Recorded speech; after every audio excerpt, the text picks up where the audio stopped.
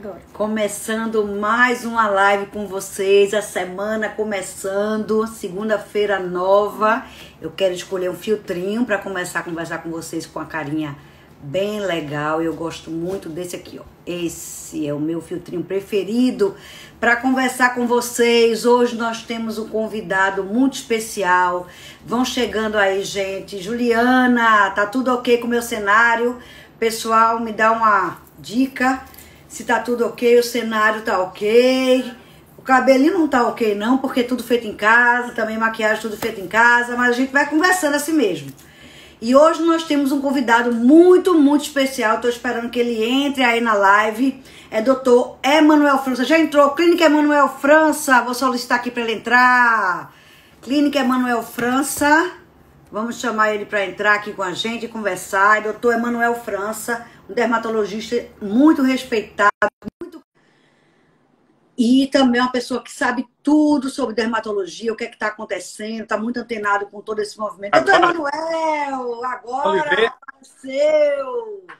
Então, eu quero que o senhor suba mais um pouquinho para aparecer todo. Agora, pronto, vou organizar agora aqui. Deixa eu botar aqui na... Organize para a gente ter um papo bem gostoso. Melhorou? Agora tá ótimo. O senhor tá me escutando bem? Estou escutando. Eu também tô escutando otimamente. Mais um pouquinho para cima. Pronto, agora. Pronto. Doutor Emanuel, foram praticamente 60 dias, todo mundo parado. A gente parou, o senhor tem aquele ritmo intenso no consultório. Que avaliação o senhor faz desses dias que a gente passou aí parado? E o que é que vai mudar a partir de agora que os consultórios podem ser reabertos? Então, muito obrigado pelo convite, então, Roberta. Eu acredito que, primeiro, já está existindo um certo movimento dos consultórios estarem gradualmente voltando ao normal. Mas a gente vai ter que aprender muita coisa que aconteceu nesse período. Uma coisa que a gente deve discutir aqui é alguma coisa em relação à teleconsulta, se é bom, se é ruim.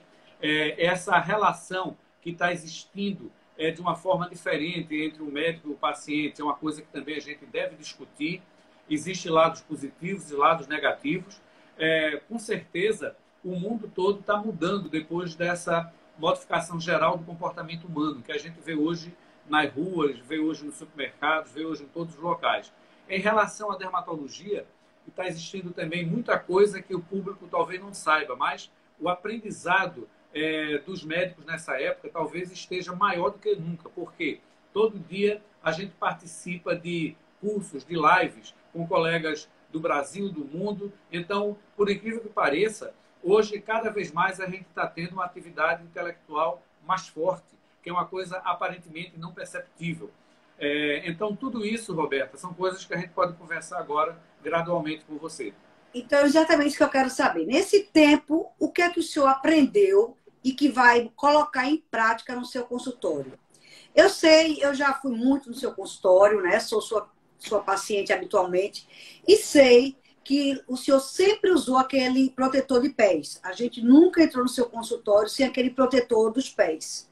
Mas o que é que o senhor vai aplicar agora para receber seus pacientes? Então, a primeira coisa importante é manter a limpeza geral da nossa clínica, a estrutura geral sempre bem aseada, com todos os detalhes de higiene que a gente sempre teve. Mas a gente não pode deixar de focar o ponto mais importante, que é essa preocupação com o vírus que pode realmente levar à morte de uma pessoa. Então, a gente tem o cuidado de dispor o gel para os pacientes. Se for necessário, a gente coloca luva em determinadas situações para todas as pessoas que participam de alguma atividade dentro da clínica, de uma maneira global. E cada vez mais a gente percebe que é necessário esse rigor em relação às prevenções de infecções. Não somente, no momento, a prevenção da infecção viral, mas a prevenção de infecções outras. Como você bem reportou, é necessário a gente diminuir ao máximo aquele ambiente onde a gente faz um procedimento, faz uma pequena cirurgia, para que o paciente esteja seguro e tudo aquilo ocorra de maneira relativamente normal. Então, no momento, a nossa preocupação fundamental é usar máscaras, tanto as máscaras que fazem com que a filtração seja o mais eficiente possível, aqueles visores que a gente separa das gotículas na interação da conversa e, obviamente, proteger o paciente, que é o nosso bem maior. Então, eu diria que isso é um aprendizado imediato e que, com certeza, ele deve perdurar durante ainda muito tempo como resultado de tudo isso que nós temos aprendido. Doutor Emanuel, muita gente está fazendo atendimento por hora marcada. Isso está acontecendo, inclusive, nos salões de beleza, o agendamento, para que não haja aquela fila de espera, aquela quantidade de gente na sala de espera. Como é que o senhor vai proceder em relação a isso? O senhor vai mudar também esse atendimento? Será feito por agendamento para que não haja essa quantidade de gente numa sala de espera? Exato. Nós estamos tentando fazer exatamente isso. Cada paciente com espaçado mais ou menos com 1 hora entre eles, né? Isso é importante que o paciente tenha essa consciência de também ele respeitar o horário que foi reservado para ele não chegar no horário da outra pessoa, né? Levar acompanhante só se for necessário, né? O acompanhante, às vezes, ele é desnecessário no procedimento, a não ser que seja uma pessoa idosa, uma pessoa que seja dependente de alguma maneira. E, obviamente, se você afasta esses pacientes, mantendo todos os critérios que se conhece de distanciamento, isso faz com que haja segurança de todas as partes envolvidas. Então, eu acredito que isso deve ser feito não só nos consultórios médicos, mas, como você mencionou, no salão, na barbearia, em qualquer ambiente onde a gente tenha possibilidade da propagação do vírus. Doutor Emanuel, o que mudou na dermatologia nesses 3 meses? Foram 3 meses praticamente tudo parado. A dermatologia sempre faz muitos encontros, sempre faz muitos simpósios, sempre traz muitas novidades em um curto período de tempo. Teve alguma mudança significativa? Apareceu alguma coisa nova nesse período? Então, a coisa que nós mais perdemos, por incrível que pareça aqui, a gente teria um congresso brasileiro de dermatologia que deveria ter acontecido em maio aqui em Recife. Um congresso que foi organizado pelo Dr. Emerson de uma maneira muito fantástica, né? E que ficou para o ano que vem, para abril do ano que vem. O nosso congresso brasileiro, que deveria ocorrer em setembro em São Paulo, provavelmente também não deve acontecer. Então, eu deixei de ir, por exemplo, ao congresso americano, que deveria ter ocorrido em Denver, nos Estados Unidos, e outros congressos também que eu deveria ter participado em Barcelona. Então, tudo isso está mudando. Então, a gente tem que se adaptar aos novos tempos. Por outro lado, a gente tem ganho, como eu lhe falei, um aprendizado de maneira diferente. Então, nunca como agora, a gente tem tido tantas aulas, informações a respeito de preenchedores, a respeito de toxina, a respeito de outros procedimentos dermatológicos. No momento, está sendo lançado no Brasil uma linha de preenchedores que vai ser exclusiva da dermatologia e onde nós estamos tendo aulas assim fantásticas de um colega que é o Dr. André Braz, e a gente tem tido um aprendizado muito bom. Então, eu diria que existe esse aspecto que foi positivo. Hoje em dia, a gente consegue estar mais livre em casa, lendo mais, melhorando mais o nosso atendimento, porque o atendimento dermatológico é uma coisa meio imprevisível. Como é que eu lhe explico? A dermatologia tem mais de 3.000 doenças. Então, quando o próximo cliente ele entra, eu não sei o que é que ele vai trazer para mim.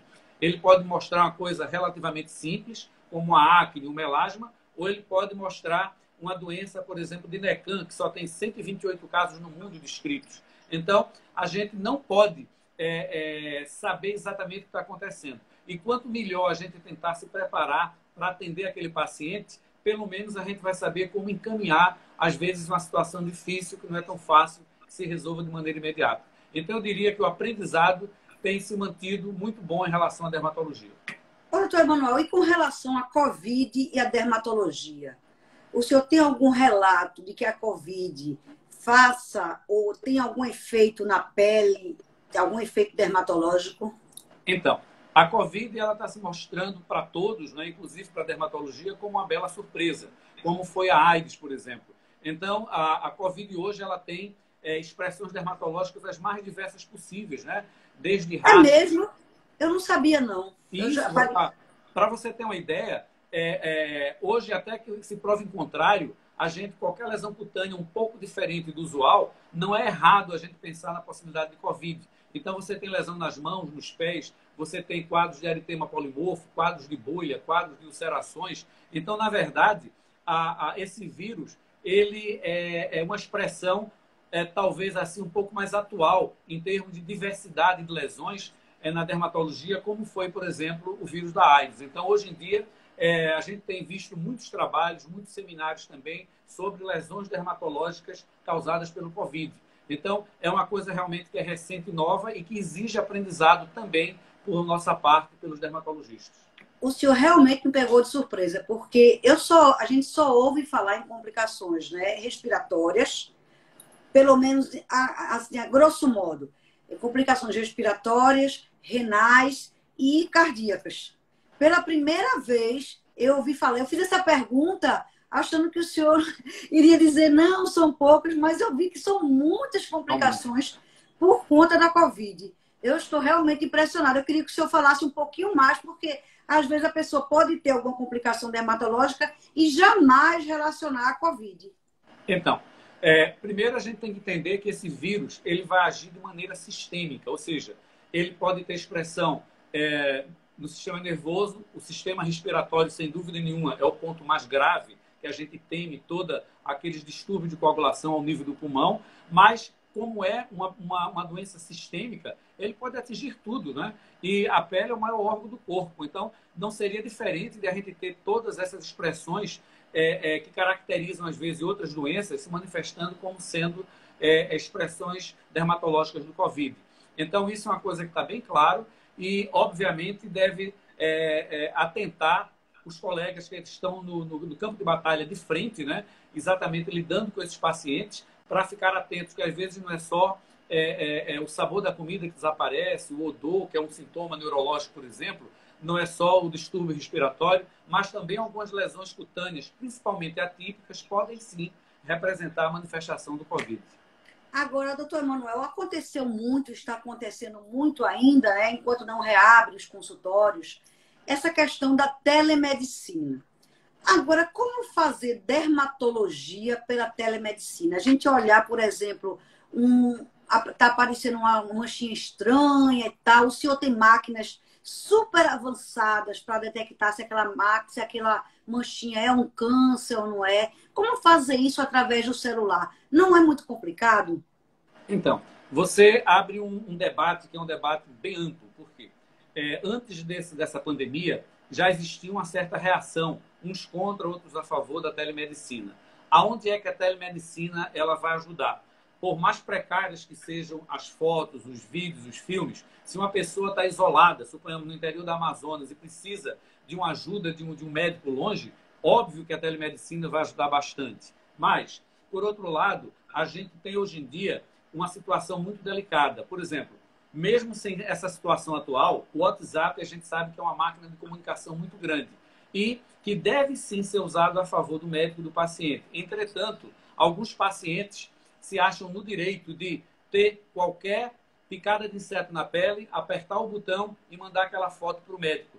Inclusive, Exatamente. se a gente não responde, é considerado até uma agressão, porque você está abandonando, entre aspas, o seu paciente. Seu paciente. Então, você vê que muitas vezes mandam fotos sem definição boa, mandam fotos sem história, às vezes mandam foto de uma área que ele acha importante, mas a doença é dada por outras áreas que não foram mencionadas.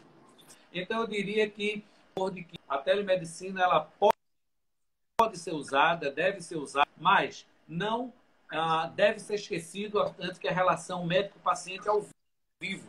É diferente de eu abordar, sentir a emoção daquele paciente em relação àquela sua queixa e poder ver aquela lesão como um todo. Então, eu acho que a medicina tradicional, ela talvez seja ultrapassada no futuro, mudada no futuro, mas essa relação médico-paciente ela ainda é muito forte. Então, como falei inicialmente, é provável que a telemedicina vai evoluir mais, mas eu acho que você tem que administrar isso com muita cautela. É importante ver ao vivo, né? Principalmente uma questão de um câncer de pele, essa questão quando você tem que examinar, às vezes, através de algumas máquinas que o senhor dispõe, né? Que faz essa detecção mais precisa, não é isso? Exato. Então, hoje em dia, a gente sabe que a dermatoscopia digital é uma especialidade, uma subespecialidade que ela é tão importante que ela tem congresso mundial para você, só sobre isso. Dermatoscopia digital. O que é isso? É você ampliar aquela lesão 50, 100 vezes mais, e com esse aumento você encontra padrões que, ao olho nu desarmado, a gente não consegue ver. E dificilmente o paciente teria acesso a esse tipo de tecnologia só do outro lado da ponta do seu celular, por exemplo. Então, eu diria que recursos, quando eles são bem usados, eles chegam a salvar a vida. Uma coisa é eu ter uma pinta sem significado nenhum, outra coisa é ter um melanoma, que é uma coisa extremamente grave e que realmente não, você está correta quando diz que é necessário, sim. Existe uma regra em medicina: primeiro o diagnóstico, depois o tratamento. Então, eu não posso fazer teste terapêutico a 3x4. Primeiro, eu tenho que estar mais seguro da patologia que o paciente tem. Agora, com relação, vamos falar agora, eu não sei se o senhor chegou a ver, mas está correndo aí nos WhatsApps do mundo, todo mundo, a tal da aplicação de Botox no drive-thru, porque a moda agora é drive-thru. Ninguém quer sair do carro, todo mundo com medo, e as pessoas estão aplicando Botox via drive-thru. Eu queria sua opinião sobre isso, se é possível fazer isso, e o que é que o senhor acha dessa aplicação via drive-thru? O senhor está me escutando? Isso que você quis dizer? Não muito agora. Repita, por favor. O modo Botox Sua internet está caindo um pouco. é através de um drive-thru, é isso? Drive-thru. A pessoa fica no carro, o médico vai lá, ou a própria enfermeira, aplica o Botox no carro mesmo e a pessoa sai. Você consegue? Alô? Então, é isso. Estou ouvindo agora. Então, isso é um absurdo. Acho que está acontecendo muito. Inclusive, eu vi alguns colegas defendendo. Está muito ruim sua ligação. O meu aqui está dando...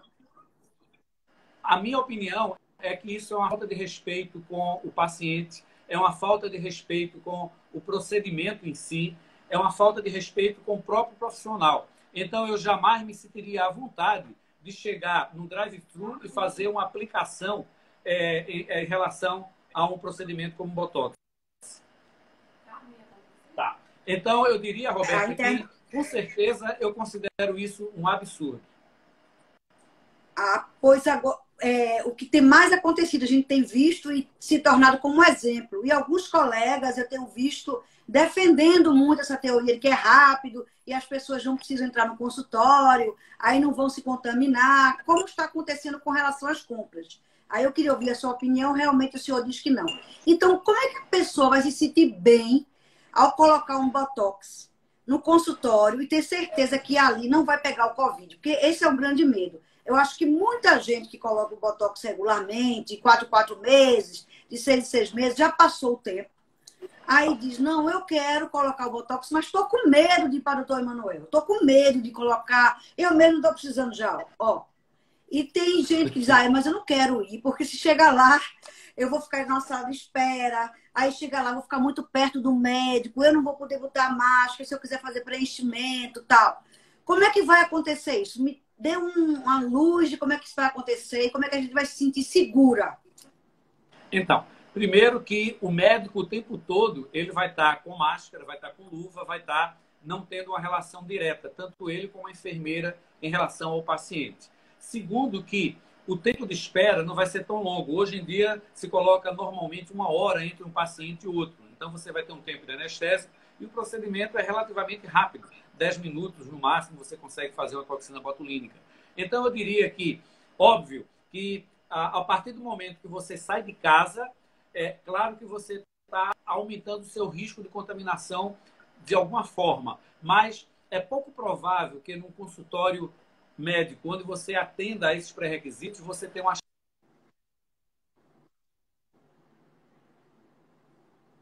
procedimento.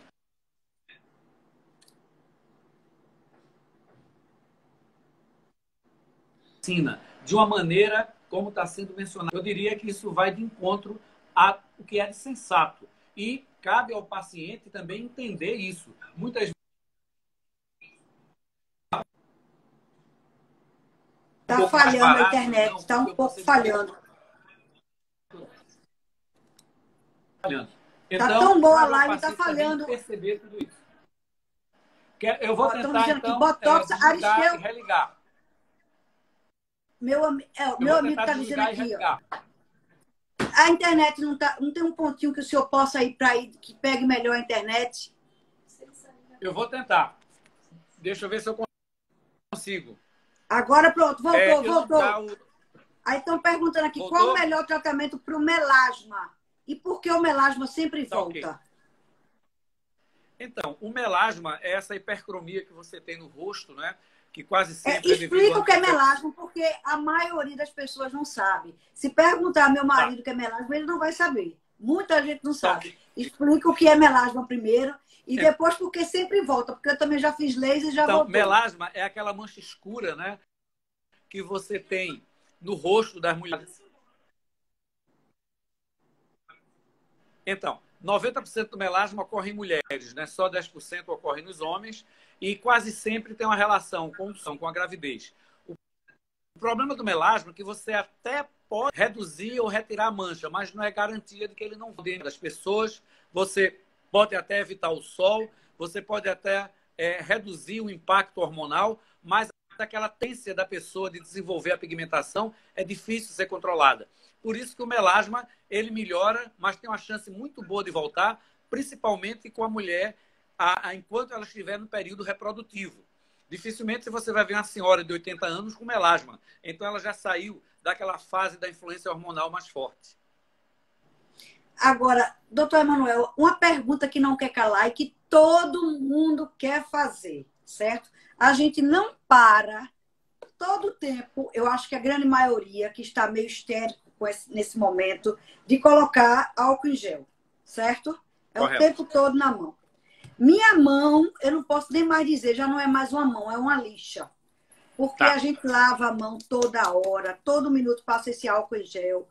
Primeira coisa que eu queria perguntar, o que é que a gente pode fazer para diminuir essa secura das mãos? A gente pode passar realmente o hidratante e o álcool em gel realmente desidrata a mão? Então, veja que a coisa mais importante você já respondeu. Quanto mais vezes você lava uma mão, mais você vai retirando aquela capinha protetora que tem sobre a pele, que é exatamente esse fio de uma gordurinha bem fina que tem. Então, quando você usa o sabão, usa o detergente, usa o shampoo, você vai fazendo com que essa proteção natural ela vá desaparecendo.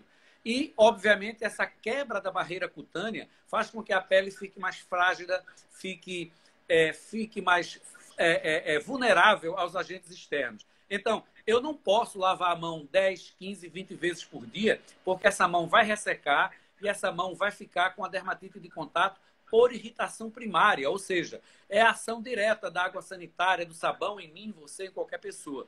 Então, primeiro, você tem até que diminuir. Então, uma possibilidade seria usar uma luva, por exemplo, a maior parte do tempo, em vez de estar lavando essa mão o tempo todo. Já seria um caminho. Bota uma luvazinha aí, já seria um caminho. Outro caminho seria, como você falou, repor essa barreira cutânea através de hidratantes, através de um óleozinho mais fino, né? Um óleo de amêndoa, né? Alguma coisa que use ácidos graxos essenciais sobre aquela pele. Então, eu faria um uso de hidratante de maneira sistemática, depois das lavagens contínuas, e se tiver muito, muito, muito ressecado mesmo, você já teria até um processo inflamatório subliminar embaixo, e você poderia usar um corticoide tópico para ajudar durante 1 ou 2 dias. Mas você tem razão. Tem razão, né? Porque minha mão está seca, seca. Aí eu queria saber, essa questão da mão seca que a gente tem, essa mão que aparece aqui quando está um pouco envelhecida, esse preenchimento nas mãos, como é que ocorre? Que muita gente gosta de saber. Aí o pessoal, você vai se consultar com o doutor Emanuel? Eu digo, eu vou me consultar e consultar todo mundo que quer saber e perguntar. Porque essa é uma pergunta que todo mundo gosta de saber, com relação ao preenchimento das mãos. Porque todo mundo fala muito de preenchimento no rosto, de preenchimento em outras partes do corpo, mas esquece das mãos, que é uma coisa que mostra muito, denota muito a idade. Como é que é feito o preenchimento das mãos? Então, você vê que a mão, ela apresenta esses tendões, apresenta uma pele muito fina, né? E óbvio, se essa pele é fina e está numa área fotoexposta, ela vai sofrer muito com a exposição solar crônica. Então vai ficar uma pele fina, atrofiada, com aquelas discromias, né? Pele mais escura, pele mais clara. E os preenchimentos, eles vão fazer com que a gente consiga repor essa quantidade de tecido perdido. Você pode fazer isso com ácido hialurônico, com hidroxiapatita de cálcio, e eu diria, então, que é um procedimento relativamente simples. Você pode usar agulha, pode usar cânula. Hoje em dia, há uma tendência muito forte dos dermatologistas usarem cânulas, né? São procedimentos mais seguros, que têm uma chance menor de transpassar um vaso, por exemplo, um vaso sanguíneo, que é o grande problema dos preenchimentos. Então, eu diria que você deve, sim, cuidar dessa parte que se perdeu de tecido, e a própria superfície ela pode ser melhorada através de laser, através de peeling. Então, com certeza, quando a gente olha uma paciente com um todo, e a gente não esquece das mãos delas. Fique tranquila. A partir de que idade, mais ou menos, deve começar o preenchimento da mão? Ou não tem idade regular, dependendo de cada pessoa? Então, provavelmente, uma mulher até os seus 35, 40 anos, ela deve estar, estatisticamente, com a mão dela de uma forma aceitável. De acordo com a pele dela, se é clara ou escura, e de acordo com a história de exposição ao sol, é provável que essa paciente, 40, 50, 60 anos, ela já seja uma boa candidata de fazer um preenchimento ao nível das mãos. Aristeu Plástico, que é um seguidor nosso, estava aqui, anotou, Beta, e ele estava antes brincando. Pit stop para colocar botox. Pois é, pit stop para colocar botox. Eu não sei como é que o senhor não viu ainda, mas é o que está mais sendo divulgado em todo momento nas redes sociais. As mulheres indo lá e colocando botox dentro do carro. É a grande novidade do momento nessa pandemia, porque as mulheres, do mesmo jeito que não aguentam ficar sem pintar as unhas, muitas não aguentam ficar sem o preenchimento. Então, dentro do carro mesmo, elas estão fazendo o preenchimento. É assim que está acontecendo. Então, eu sinceramente, de coração, eu até fico feliz de não ter entrado em contato tanto com esse tipo de informação, porque, na minha opinião, é uma informação deprimente, lamentável. Eu acho que qualquer dermatologista consciente, qualquer médico consciente, jamais se atreveria a fazer um procedimento desse. Na minha opinião, isso é uma coisa que deve ser até discutida pelo Conselho Regional de Medicina. Isso é uma agressão ao paciente. Então, a gente não pode agir dessa maneira. Muito bom, é interessante ouvir essa sua opinião, porque eu mesma estava achando interessante. Agora, ouvindo sua opinião sensata de um médico com credibilidade, com mais de 40 anos atuando, eu já estou com medo. Mas a gente vê tanto na internet e aí a gente acha, é normal, chega lá, coloca e pronto. Tá vendo? Eu estava achando super normal. Se não fosse o senhor para me orientar, uma pessoa realmente com credibilidade, eu já estava achando normal, tá vendo? Roberta, você me lembrou uma coisa muito importante. Uma vez eu fui procurar saber qual é a definição de normal. E normal é aquilo observado com maior frequência, mesmo que seja uma aberração. Mas se é observado com maior frequência, as pessoas passam a ver aquela situação como sendo normal. Entende o que eu quero dizer? Estou entendendo. Exatamente. Mas é isso mesmo. A gente acaba achando que é normal aquilo ali. Tanto ver, acaba achando que é normal. Agora, outra coisa que eu gostaria de perguntar ao senhor, que é muito importante. Uma coisa muito utilizada hoje é o preenchimento labial, né? Nessa Perfeito. parte daqui. E também o preenchimento desse vinco, que é muito perto da boca. E nesse momento de pandemia, de Covid, todo mundo diz, não faça nada na sua boca, que a boca é que leva tudo, caiu aqui uma colherinha, mas tudo bem. Que a boca é que leva toda a doença, que com a boca você fica com problema, se você tiver... Aí como é que você, nesse momento de pandemia, você vai injetar alguma coisa próxima à sua boca? É muito perigoso? Então, primeiro que os preenchimentos realmente eles continuam, como eu falei no início, de maneira normal. Cada vez mais a gente tenta se aperfeiçoar em relação aos preenchimentos, que eu vou falar um pouco mais. Em relação a esse perigo, é pouco provável, porque todos esses produtos são produtos esterilizados, são produtos que são usados apenas uma vez para um paciente, são produtos que já vêm, inclusive, com lidocaína, que é um anestésico, para minimizar a dor do paciente. Esses procedimentos são feitos com cânula de uma maneira bem segura. Então, óbvio que pode existir complicações? Pode, como qualquer procedimento cirúrgico. Mas a chance é mínima, mínima, mínima. O que eu gostaria de informar é que, hoje em dia, essa região que você falou aqui, que é o suco nasogeniano, né? que a paciente muito reclama, o bigode chinês e assim vai. Famoso bigode chinês. Esse aqui, ó, que a gente quer Então, fazer assim, ó, mas não pronto. consegue. Exatamente. Doutor Então, Emanuel, eu quero ir para aí, me arrumar. Então, você, sem perceber, você deu a resposta. Na verdade, o segredo não está aqui, mas o segredo está aqui. Hoje em dia, quando a gente olha o paciente, a gente tem que definir que tipo de face essa pessoa tem. É uma face oval, é uma face em forma de coração, é uma face multiangulada. Então, a gente vai procurar, então, ver os pontos que devem ser corrigidos para essa paciente. Essa área daqui, por exemplo, que é a área zigomática, é uma área importantíssima. Então, não adianta eu estar fazendo um preenchimento quando você tem esse jol aqui um pouco caído, se eu não tiver uma área bem estruturada aqui em cima. Então, hoje em dia é fundamental você primeiro repor aquilo que foi perdido em termos de osso, em termos de tecido conjuntivo, em termos de gordura, para depois talvez chegar no seu bigode chinês. Então, tudo isso exige um aprendizado de muito tempo. Por outro lado, essa segurança que você falou, cada vez mais os dermatologistas e os cirurgiões plásticos, eles estão conseguindo. Por quê? Quando você coloca uma agulha ou uma cânula em alguém, você tem que ter uma ideia muito boa da anatomia daquela região.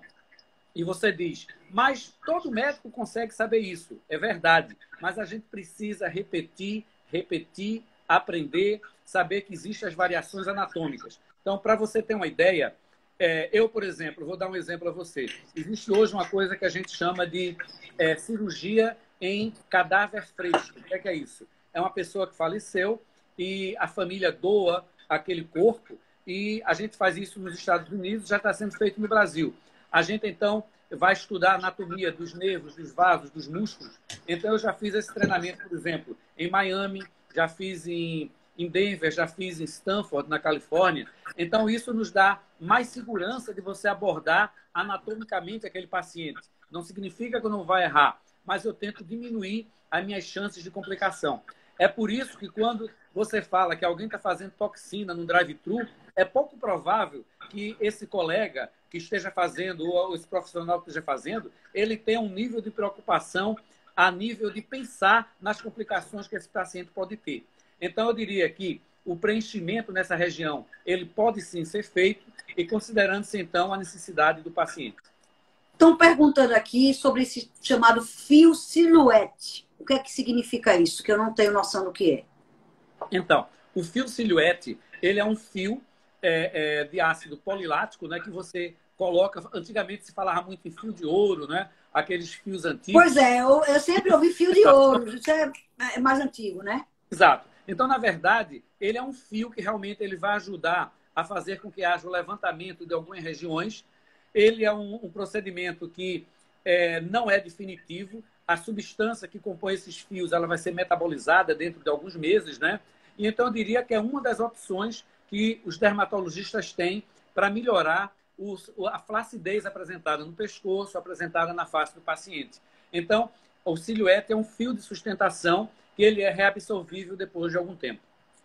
Ô, doutor Emanuel, uma coisa também que eu queria perguntar ao senhor. Muita gente acha que faz o laser, ou faz o botox, ou coloca um fio desse e é para sempre. Nada é para sempre, né, doutor Emanuel? Tem que fazer. Que a gente faz, eu coloquei aquilo ali e vou ficar. Não é. Dura um certo tempo. Tudo tem um tempo na vida, até porque as pessoas envelhecem, até uma plástica também, chega uma hora que já deu. Perfeito. Eu queria que o senhor falasse sobre isso. Por exemplo, em média, um botox, quanto tempo dura? Um preenchimento numa boca, quanto tempo dura? Um laser, qual é o tempo dele? Perfeito. Então, o que você está falando nada mais é do que um princípio biológico normal. Então, os seres vivos, para eles se manterem vivos, eles têm que se renovar constantemente em relação aos nutrientes, em relação à energia que ele recebe, que ele perde, né? Então, você vê, você não bebe água só uma vez, você não come só uma vez. Você tem a sua estrutura física renovada, até o nosso osso ele é renovado gradualmente. Então, não poderia ser diferente com esses procedimentos que nós fazemos. A toxina que você perguntou, o Botox, para essa região do terço superior, ele dura em média 4 meses aproximadamente, né? Os preenchedores vão durar de 6 meses a 1 ano, alguns deles se propõem até 2 anos ou um pouco mais. Mas tudo isso vai ser renovável. E é uma situação muito delicada que o paciente não entende, porque ele, quando começa a perder a ação dessas substâncias, às vezes ele diz, aquele médico não fez um procedimento adequado, eu estou do mesmo jeito. Então, veja que você tem que esclarecer ao paciente, né? Na verdade, muitas vezes... Eu sei, por isso que eu estou lhe perguntando, que as pessoas colocam uma vez e acham que vai durar a vida toda, 5 anos, 6 anos. Não é assim, né? Não, inclusive, há um aforismo dentro da medicina que se diz: nunca faça um preenchimento no primeiro dia que você conhece o paciente. Por quê? Essa relação que se estabelece com o paciente, você tem que saber exatamente a personalidade do paciente. Não sei se você lembra do filme Titanic, lembra aquele marinheiro que cheirava gelo? Em outras palavras, ele percebia o problema na frente. Então, tem alguns pacientes, que felizmente são poucas, que a gente tem que perceber que são pessoas mal amadas, mal resolvidas, não satisfeitas financeiramente com a situação delas, e que quando elas se propõem a fazer esses tipos de procedimentos, muitas vezes não vai nunca chegar naquela resposta que ela gostaria. Então, é importante para a gente, como médico, até orientar essa paciente com as suas limitações. Ela, por exemplo, ela vai precisar de fazer 6 ampolas de preenchedor, mas às vezes ela não consegue, naquele momento, financeiramente, fazer 2 ampolas, por exemplo, até. Então, eu não vou conseguir dar aquela resposta que ela precisa. Então, na verdade, esses procedimentos eles não são eternos e é fundamental que se estabeleça realmente esse nível de comunicação com o paciente. Eu achei interessante essa sua postura, porque também deve chegar muita gente com a cara de Angelina Jolie, né, com a boca de Angelina Jolie, a tão desejada boca de Angelina Jolie, chegar para o senhor fazer, eu quero essa boca. Só que nem todo mundo tem um formato, tem um rosto, tem o conjunto todo de Angelina Jolie, né? Se eu chegar com essa minha cara, com minha idade, com essa minha brancura, eu não vou ficar Angelina Jolie. Não tem jeito. Então, a gente tem que dizer, olha, você pode até tentar, mas você não vai ser Angelina Jolie. Não é isso, doutor? É verdade, Roberto. O mais importante é você identificar no paciente o que é que você poderia ajudar e melhorar. Por exemplo, então, se você olhar para mim, que você está me vendo daí, então você diz, doutor Emanuel, eu acho que você poderia, sei lá, aumentar um pouco aqui a região malar ou diminuir, você poderia alargar mais o queixo. Então, óbvio, são situações que eu estou apenas brincando, né? Mas que são reais para a gente. Então, quando eu olho um paciente, eu sei que se eu mudar um pouco a situação do jol dele, a situação malar, a questão do ângulo da mandíbula, muitas vezes eu sei que eu vou ajudá-lo. Mas, às vezes, ele só quer aquele ponto. Ele só quer exatamente o lábio superior ou inferior. E não é tão fácil para a gente mostrar essas possibilidades. Então, você tem razão. Às vezes ele quer uma coisa que não vai ter condições de fazer. Não é isso? Exatamente. É esse o problema. Agora, com relação na dermatologia, qual é a parte mais difícil hoje em dia? É o pescoço, no rosto? É o pescoço? Ainda é o pescoço? Então, você fez uma pergunta importante. Veja bem. Quais são as áreas difíceis? São aquelas áreas que têm menor poder de regeneração. Por incrível que pareça, o rosto, particularmente o nariz, é um local ótimo de se trabalhar. O nariz está assim de glândula sebácea. Dificilmente você viu um queloide, uma cicatriz mais feia no nariz. É difícil, né? Mas o pescoço, o dorso da mão, os antebraços, né? Então, são regiões que são pobres em anexos cutâneos. Então, quando eu faço um procedimento, eu tento fazer esse procedimento aqui na área do pescoço, na área do colo, no dorso da mão, no dorso do antebraço, de uma maneira não muito agressiva. Por quê? Eu sei que o poder de recuperação dessas áreas é muito difícil. Então, eu diria que, por incrível que pareça, o rosto como um todo, ele ainda é mais fácil de se trabalhar do que daqui para baixo, em outras palavras. Agora, doutor Manuel, vou fazer uma pergunta de brincadeira aqui, que está todo mundo brincando com essa história. Eu sei que não é bem sua área, mas é só uma brincadeira para perguntar. Essa questão de usar tanto a máscara, que todo mundo está dizendo que a orelha vai ficar diabano, existe uma verdade nisso ou é mito? Na verdade, eu acho que é pouco provável que depois de você ter uma anatomia bem definida, vai ficar com a orelha de abano. Pelo contrário, eu acho que o que a gente tem usado é alguma coisa que até aperta muitas vezes a orelha aqui, não é? Então, se aperta a orelha, até vai ajudar a fazer um melhor amoldamento dessa parte cartilaginosa a essa parte do crânio aqui. Então, eu diria que talvez seja só uma brincadeira, eu não acredito que vai existir uma influência a esse nível, não. Vai não, nem criança que fica o dia todo usando aquele elásticozinho aqui atrás. É pouco provável. Na verdade, as crianças se aguardam até os 6, 8 anos para se fazer a cirurgia de abano, né? Que é uma cirurgia bem simples. Eu não faço, mas eu tenho acompanhado cirurgiões plásticos amigos meus fazerem. É uma cirurgia relativamente simples.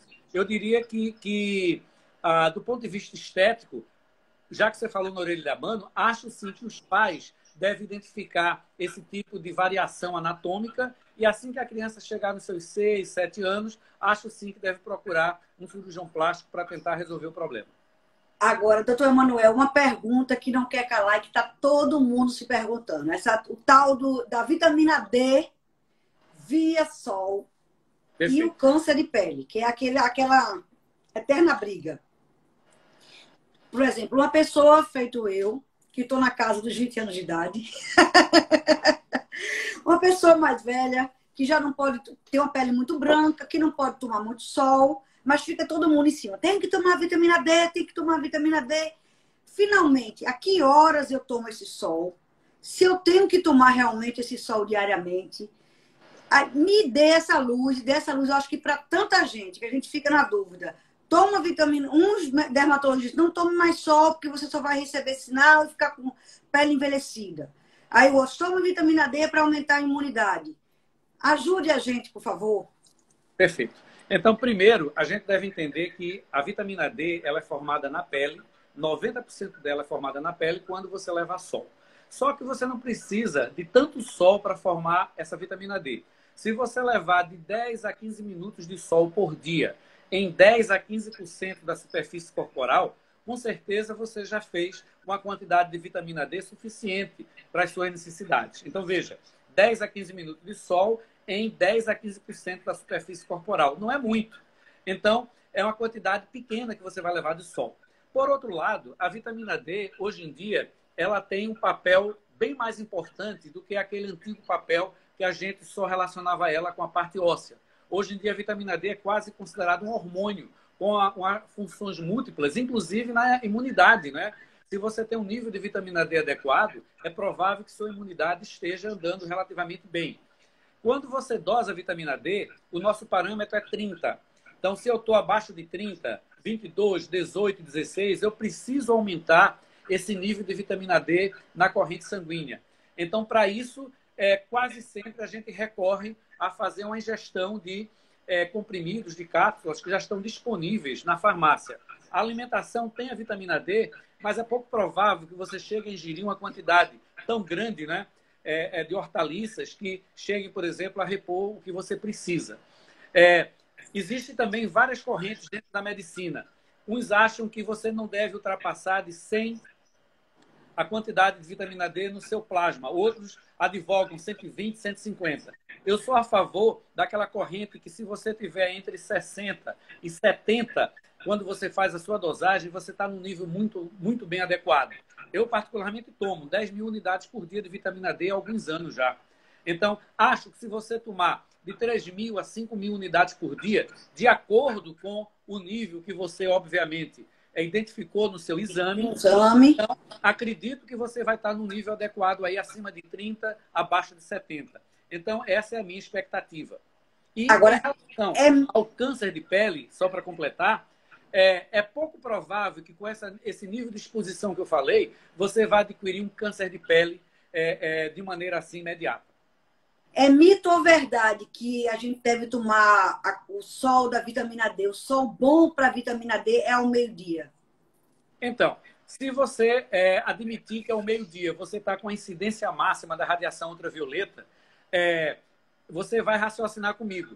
Não adianta muito eu tomar 10 minutos de sol às 6 horas da manhã, porque 10 minutos de sol ao meio-dia vai ser muito mais eficiente, obviamente.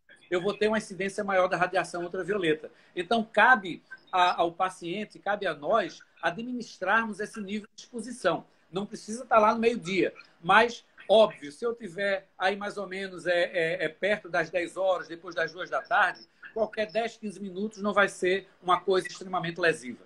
Agora, no meu caso, por exemplo, se eu tiver que tomar esse sol ao meio-dia, decidir, não, vou tomar o sol ao meio-dia, eu tenho que colocar o protetor solar ou não? Então, o que é que eu faria? Eu levaria uns 5 a 10 minutos de sol sem o protetor solar e caso você continuasse na praia ou na piscina, a partir daquele momento eu colocaria o filtro solar de maneira bem generosa. Então, Doutor Emanuel, eu estou falando em casa mesmo, que a gente tem que ficar procurando uma resguinha de sol, assim, que não tem mais, a gente não tem mais praia, não, doutor Emanuel, para sair. Eu sei disso. Está tudo fechado, doutor Emanuel. Piscina do prédio não pode descer. Eu estou falando em casa, assim, ó, a gente buscando uma nesguinha de sol, que está todo mundo preso. Concordo. Bota a carinha 10 minutos com um protetor sem. Não. Mesmo na sua varanda, então, ou no quintal da sua casa, primeiro você pode se expor sem o protetor solar, para levar os seus 5, 10, 15 minutos de sol. E a partir dali, caso você queira continuar, aí sim você deve usar o protetor solar para evitar uma superexposição. Pegou a ideia?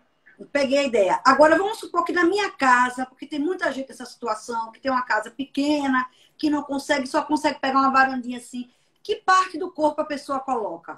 Porque às vezes não dá para colocar o corpo todo, a pessoa tem um ambiente pequeno, mora num apartamento, um flatzinho. Como é que a pessoa faz?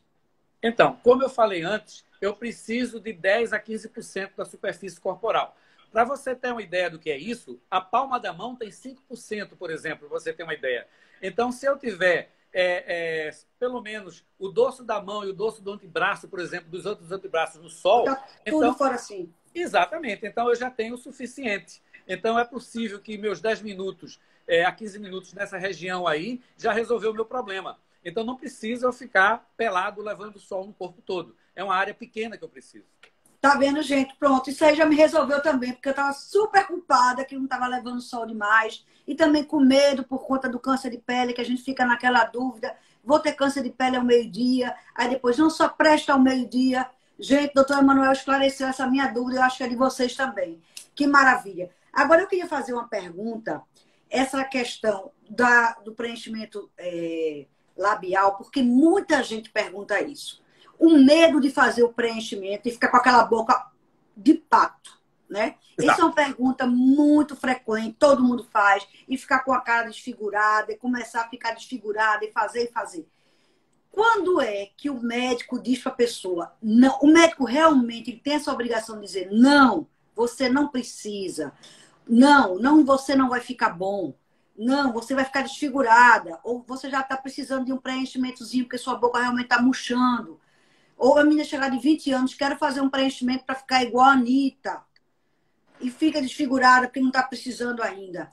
Como é essa relação paciente-médico que acontece nesse momento?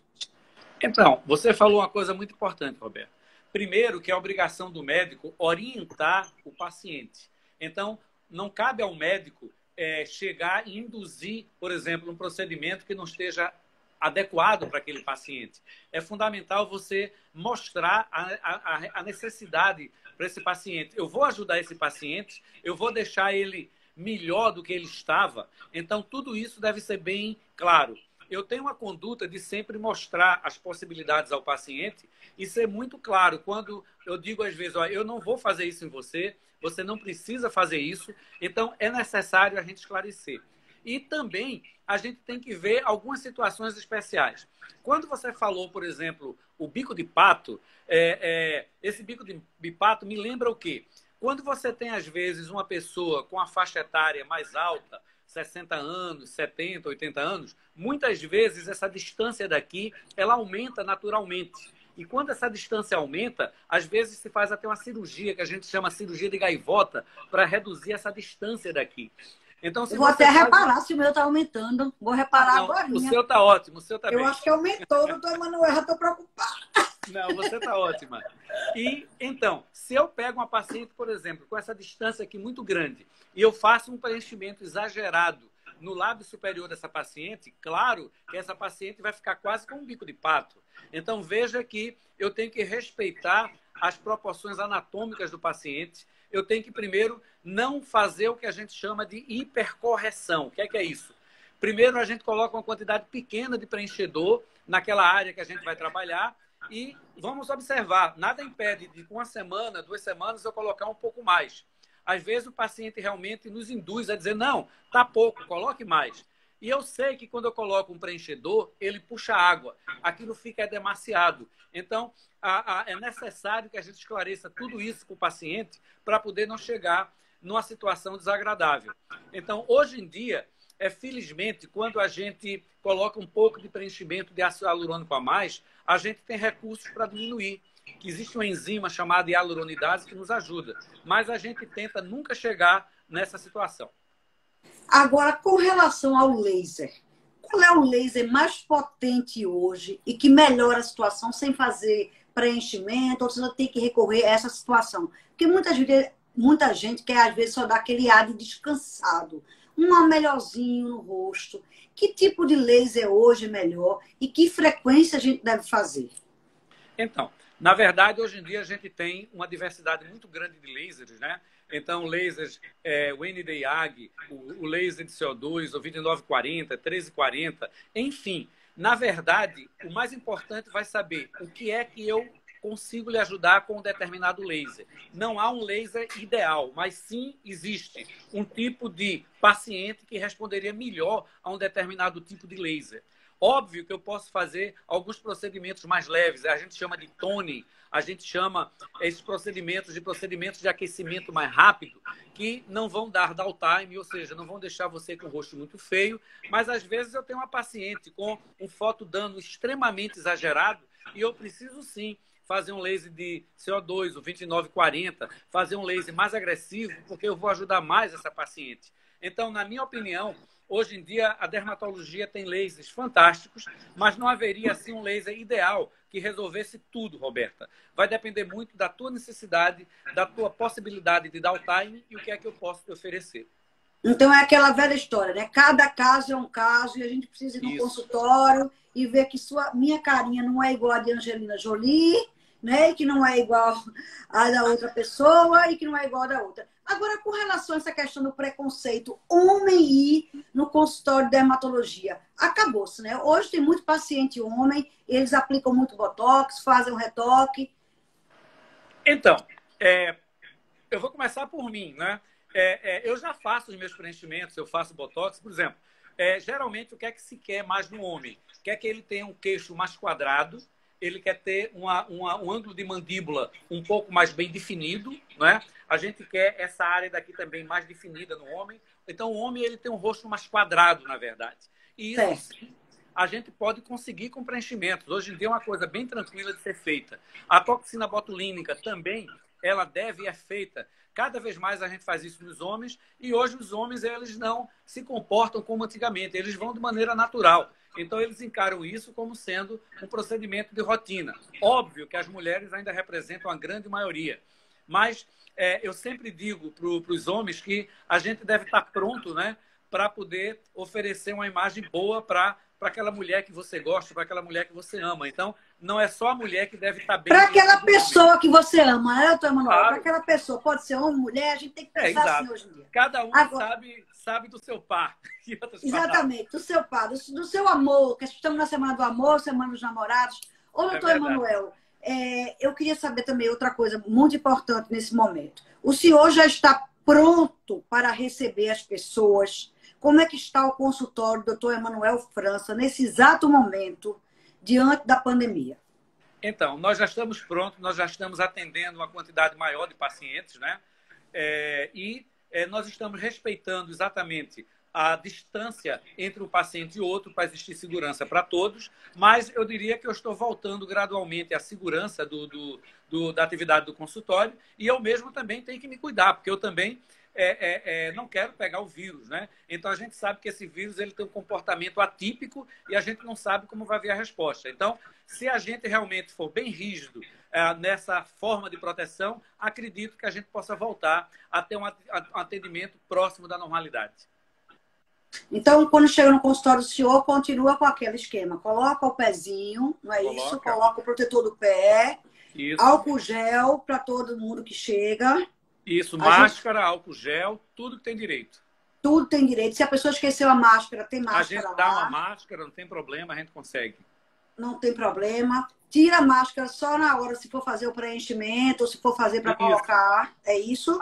Tira a máscara, mas nós vamos estar com máscara, vamos estar protegidos todos nós. Todos protegidos com máscara. Isso. Aí faz o procedimento, se for necessário, bota de novo a máscara, não é isso? Perfeito, correto.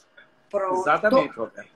E você liga a agenda para não ficar esperando muito tempo. Isso, perfeito. Eu acho que as coisas estão gradualmente voltando ao normal, né? Eu estou torcendo realmente que as coisas voltem, né? Do ponto de vista econômico, eu acho que nós, como sociedade, precisamos, na medida do possível, ter essa volta, embora a prioridade número 1 realmente é baixar essa curva de maneira mais rápida possível. Essa é a minha impressão. Como é que o senhor viu, como médico, de um dia para noite, a gente ter realmente mostrado, né? A Secretaria de Saúde informou que os leitos da UTI começam a mostrar uma desocupação, está com esse nível bem melhor. Como é que o senhor recebeu essa notícia positivamente? Eu recebo com alegria, né? Porque a partir do momento que o ponto mais grave, que é exatamente os pacientes da UTI, eles estão diminuindo, significa que está existindo também um menor nível de contaminação. Então, eu acredito que provavelmente isso vai tender sempre a melhorar, mas a população, nós como população, não devemos baixar a guarda. Para mim, a solução final vai ser a vacina. Então, quando a gente tiver a vacina e um bom percentual da população tiver vacinado, então a gente vai ficar mais à vontade. Até lá, acho sim que a gente tem que manter o uso da máscara até que se prove o contrário. Doutor Emanuel, e se a pessoa aparecer com urticárias e achar que isso pode ter relação com a Covid, mas pode ter relação também com a questão mental? Muita gente estressada nesse momento e explode dermatite por conta disso, não é isso? É verdade. Tem muitos pacientes que chegam na clínica jurando que tem alguma coisa do Covid e é uma outra patologia outra que a gente consegue identificar. Então, como eu falei no início, a Covid hoje tem muitas expressões clínicas dermatológicas, mas é fundamental a gente separar o que é Covid de uma coisa que é relativamente simples. Alguns pacientes, por exemplo, eu recebi que tinha manchas causadas pelo limão, por exemplo, no corpo. E não tem relação nenhuma com a Covid. Mas o paciente estava extremamente angustiado com aquilo. Então, é fundamental o primeiro diagnóstico para a gente saber o próximo passo. Doutor Emanuel, eu queria agradecer ao senhor por essa live maravilhosa. Eu acho que muito esclarecedora. Tem muita gente com muita dúvida ainda. Dizer que o senhor realmente também tirou essa minha dúvida. Eu estava achando que podia colocar botox assim pelo carro. Graças a Deus, não. Vou lá no seu consultório para a gente colocar e ficar bem tudo em dia. Já pode colocar, né? Isso já está em tempo de Podemos colocar, sim, claro. com todas as precauções possíveis. Agradecer a Copergás mais uma vez, que está possibilitando essas nossas lives, nossos ouvintes, nossos seguidores estarem tirando essas dúvidas, tendo esse papo gostoso. Um dia sobre medicina, outro dia sobre diversão, como foi com o Nando Cordel, que vai ter uma live amanhã. Muito, muito legal. Agradecer ao senhor por tudo e deixar a pergunta aqui. Como é que vai ser o futuro da medicina? Como é que vai ser o futuro da dermatologia? O que é que o senhor prevê por aí depois dessa pandemia? Bom, primeiro, Roberto, agradecer a você pelo convite. Foi maravilhoso realmente conversar com você. Você é uma mulher muito inteligente, né? E Obrigada. Acho que o futuro da dermatologia é um futuro brilhante, né? Eu que acompanho a dermatologia há muitos anos, cada vez mais vejo os colegas aprendendo mais, a turma nova que está chegando é muito boa, né? Então, eu vejo um futuro muito promissor e acredito que tudo isso que está sendo feito na dermatologia vai ser para o benefício do paciente. Então, é a forma como eu vejo o futuro de uma maneira bem interessante. Doutor Emanuel, muito obrigada mais uma vez. Foi muito bom falar com o senhor.